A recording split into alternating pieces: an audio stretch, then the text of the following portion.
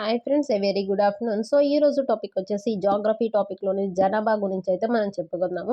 So జనాభా topic అనేది చాలా చాలా ఇంపార్టెంట్ టాపిక్, అందరికీ తెలిసిందే. సో ఎవ్రీ క్వశ్చన్ పేపర్లో కూడా ఏంటంటే 2011 జనాభా లెక్కల గురించి అయితే మాత్రం క్వశ్చన్ అనేది కంపల్సరీ ఉంటుంది. సో అంత ఇంపార్టెంట్ టాపిక్ కాబట్టి దీన్ని మనం కూడా ఒకసారి చూసేద్దాం. ఓకేనా? ఇంకా ఎవరైనా సబ్స్క్రైబ్ చేసుకోకపోతే సబ్స్క్రైబ్ చేయండి, అండ్ అలాగే వీడియోని లైక్ చేయండి. సో లైక్ చేయడం వల్ల వేరొకరికి సజెస్ట్ అవుతుంది.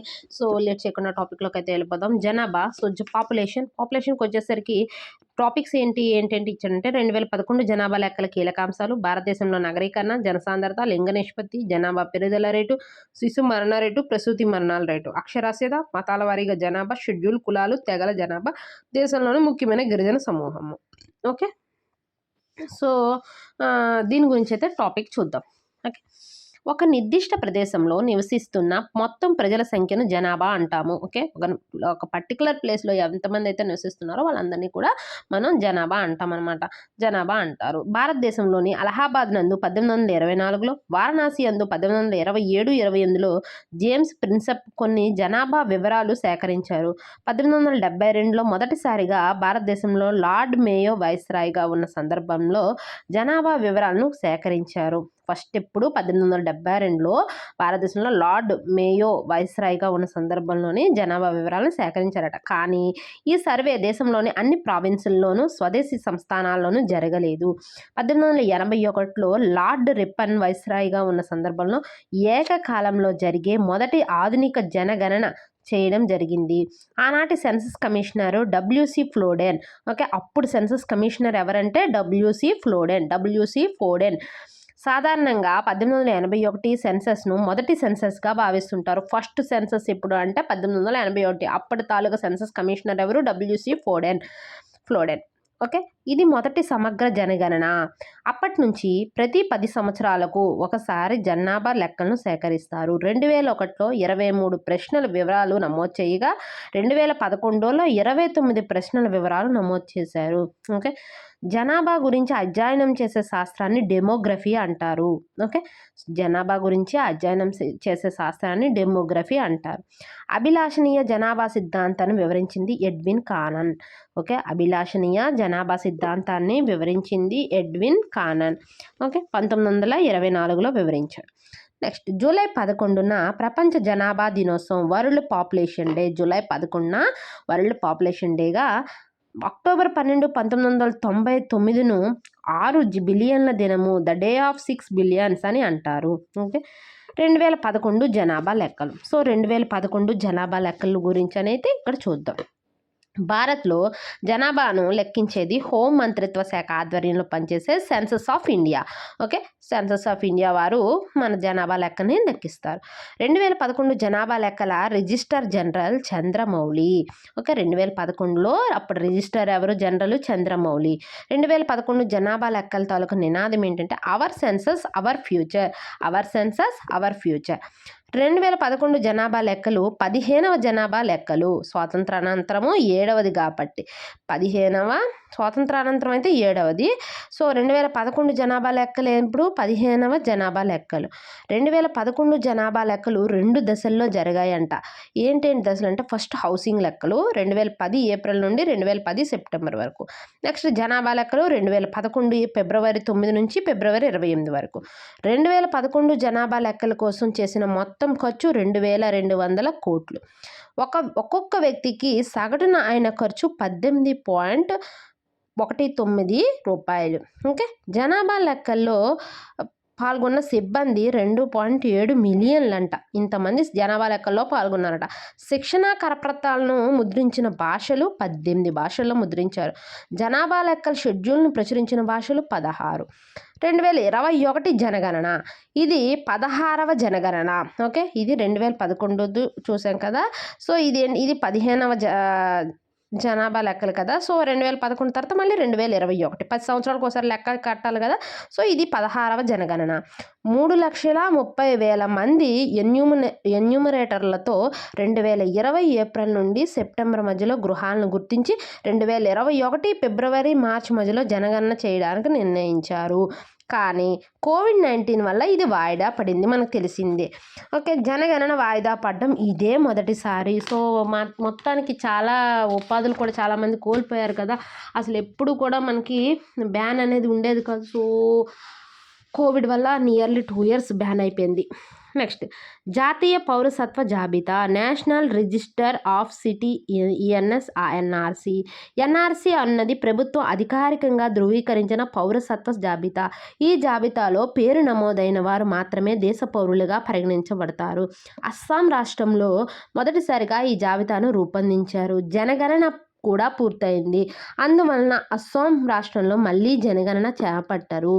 ఒకవేళ ఈ జాబితాలో పేరు లేకపోతే న్యాయ పోరాటం చేసేందుకు కూడా అవకాశం ఇవ్వబడుతుంది. ఇన్ కేస్ మనకి ఇక్కడ ఇందులో పేరు లేదు అంటే మనం త్రూ లీగల్గా కూడా మనం అప్రోచ్ అవ్వచ్చు.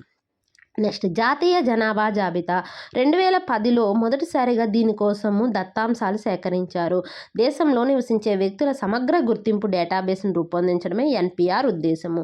గత 6 నెలలు లేదా అంతకంటే ఎక్కువ కాలము ఒకే ప్రాంతంలో నివసించిన వ్యక్తిని లేదా వచ్చే 6 నెలల కాలంలో నివసించాలని భావించే వ్యక్తిని ఆ ప్రాంతవాసిగా గుర్తిస్తారన్నమాట. అంటే జస్ట్ లైక్ ఒక లోకల్ క్యాండిడేట్ అలా ఆ రకంగా అనమాట. సో దీని రూల్స్ వేరు. దేశంలో అసలు ఎంతమంది నివసిస్తున్నారో లెక్క తేల్చడమే ఎన్పిఆర్ యొక్క ఉద్దేశము. దేశ పౌరసత్వ సవరణ చట్టం 2019, ఒక సిఏఏ. దీని ప్రకారము 2014 డిసెంబర్ 31కి ముందు భారతదేశానికి వచ్చిన ముస్లిమేతరులకు పౌరసత్వాన్ని కల్పిస్తారు. సో ఇక్కడ చూడండి, డిడ్ యు నో అని ఇచ్చారు. 1911 జనగణనలో ఇంగ్లీష్ తెలుసు లేదా తెలియదు, know or doesn't know English అన్న ప్రశ్నను అడగడం జరిగింది. 2001 జనగణనలో cycle, scooter, bike, TV, radio ఉన్నాయా లేదా అని కూడా అడగడం జరిగిందంట ఆ జనగణనలో.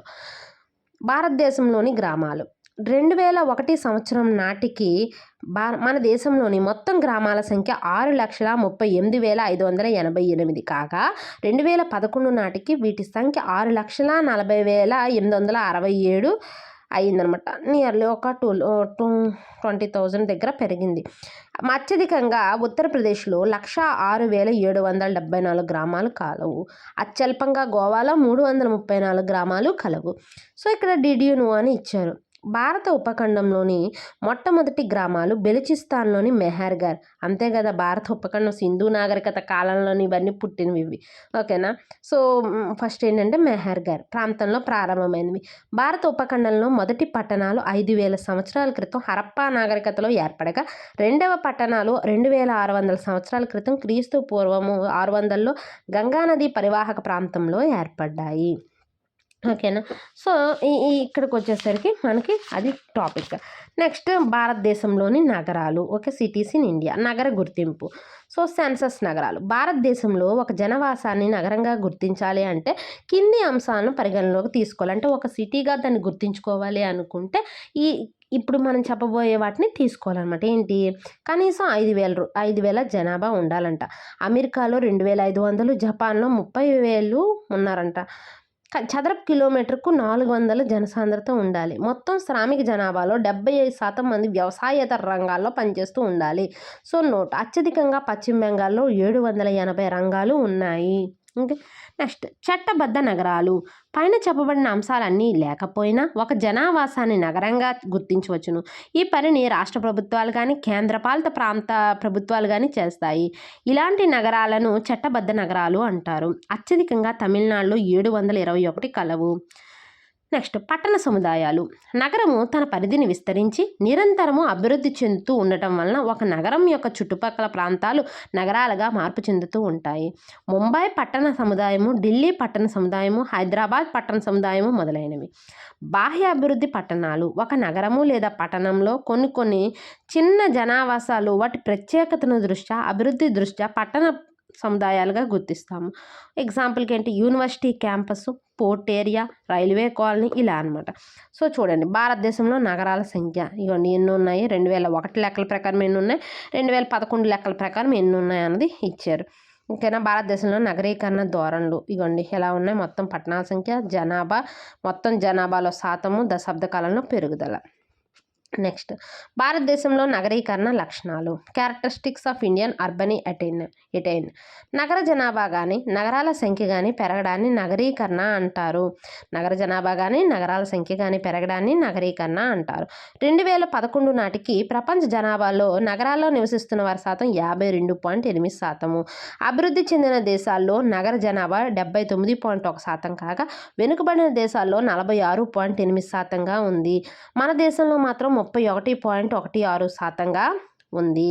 ఆసియా ఖండం యొక్క నగర జనాభా శాతం కూడా 43.8%గా ఉంది. అంటే మన దేశంలో నగరీకరణ ఇంకా విస్తృతం కావడానికి అవకాశాలు కలవు. అత్యధికంగా నగర జనాభా వృద్ధిని కనబరిచిన దశాబ్దం 1981. ఓకేనా, అంటే ఎక్కువ నగరాలు అనేవి వచ్చాయి. ఈ దశాబ్దంలో నమోదైన నగర జనాభా పెరుగుదల 46.14%. ఆ తర్వాత రెండవ స్థానంలో 1951వ దశాబ్దము 41.42% కలదు. భారతదేశంలో నగరీకరణ బలమైన ఆర్థిక పునాది లేకుండానే పారిశ్రామికీకరణ జరగకుండానే జరుగుతుంది. నగరీకరణ ప్రక్రియ నగరాలు ఆకర్షించే కారణం వలన కాకుండా గ్రామాలు నెట్టివేసే కారణంగా పెరుగుతుంది. 2001 నుంచి 2011 దశాబ్ద మధ్యకాలంలో పట్టణ జనాభా 9.1 కోట్లు పెరగగా ఇందులో 44% పట్టణ జనాభా సహజ పెరుగుదల వల్ల, 32% పట్టణ ప్రాంతాలు విస్తరించడం వల్ల, 64% వలసల వల్ల పెరిగింది. ఓకేనా, సో ఇగోండి 2001 నాటికి 10 లక్షల జనాభా దాటిన నగరాలు 35 ఉండగా 2011 నాటికి 53 కలవు. మొత్తం వీటి జనాభా 2011 నాటికి 16.07 కోట్లు కలదు. మన తెలుగు రాష్ట్రాల్లో 10 లక్షల జనాభా దాటిన నగరాలు హైదరాబాద్, విశాఖపట్నము, విజయవాడ. దీంట్లోనంట 10 లక్షల జనాభా దాటేసిందంట. లక్ష జనాభా దాటిన క్లాస్ 1 నగరాలు భారతదేశంలో 2011 నాటికి 465 కలవు. 2001లో వీటి సంఖ్య 393. దక్షిణాది రాష్ట్రాలు, పశ్చిమ రాష్ట్రాలు అయిన గుజరాత్, మహారాష్ట్రాలు అధిక సగటు పట్టణ జనాభాను కలిగి ఉన్నాయి. వాయువ్య ప్రాంతంలోని పంజాబ్, ఈశాన్య రాష్ట్రాల్లోని మిజోరాం కూడా 35% కన్నా ఎక్కువ పట్టణ జనాభాను కలిగి ఉన్నాయి. ఒడిస్సా, బీహార్, అరుణాచల్ ప్రదేశ్, హిమాచల్ ప్రదేశ్లు 20% కన్నా తక్కువ పట్టణ జనాభాను కలిగి ఉన్నాయి. ఇంకా 2011 జనాభా లెక్కల ప్రకారము అత్యధిక పట్టణ జనాభాను కలిగిన రాష్ట్రాలు మహారాష్ట్ర 50.8 మిలియన్లు, ఉత్తరప్రదేశ్ 44.4 మిలియన్లు, తమిళనాడు 34.9 మిలియన్లు. మహారాష్ట్ర మొత్తము దేశ పట్టణ జనాభాలో 13.5%ను కలిగి ఉంది. 2011 జనాభా లెక్కల ప్రకారము అత్యల్ప పట్టణ జనాభా కలిగిన రాష్ట్రాలు సిక్కిం, అరుణాచల్ ప్రదేశ్, మిజోరాం. ఓకే, సో మిలియన్లు ఎంత జనాభా అని తక్కువ జనాభా అనమాట.